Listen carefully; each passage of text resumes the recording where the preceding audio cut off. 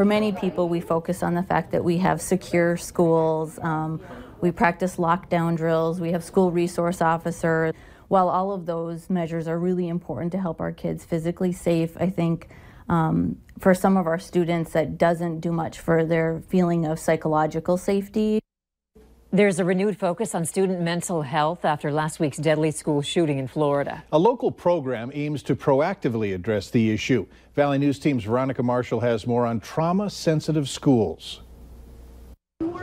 Oftentimes, when mental health concerns bubble up in the school, there's a connection to traumatic life experience. There are certainly kids in every single classroom, in every single building here in the Fargo-Moorhead area that have kids that are showing up with these types of experiences. Traumatic life experiences include almost any threat a child has experienced, from a car accident to child abuse. And they can permanently affect children's brains and their performance in school. There's research that shows that if a child has been through traumatic events, that can change how their brain works.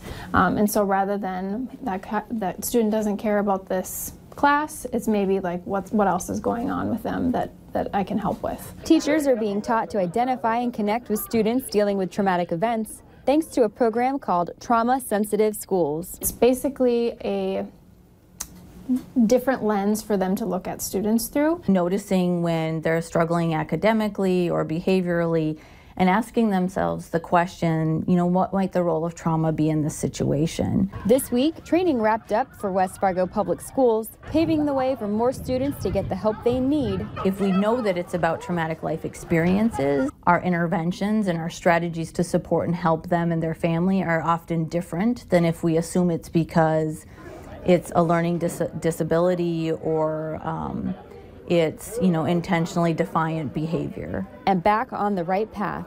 You can't fully educate a child without looking at their social and emotional growth and well-being. You have to look at the whole person and look at the whole student if you're really looking at, success. In West Fargo, Veronica Marshall, Valley News Live. Research says that 1 in 4 children has been exposed to a traumatic event and that people are impacted differently by trauma. Some signs to look out for include depression, aggression, inattention, and chronic absenteeism.